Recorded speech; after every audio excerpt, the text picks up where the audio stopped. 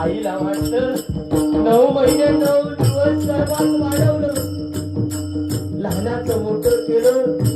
गर्भातलं बाळ जर उदरात असलं ना, गर्भात बाळ असलं ना आईच्या, 1 महिन्याचं बाळ असलं, 1 महिन्याचं, चालत असताना पायाला आई साज घालते, पायाला सांगत असते ठेच लागल आणि ठेच लागली ना मी उदरावर पडेल.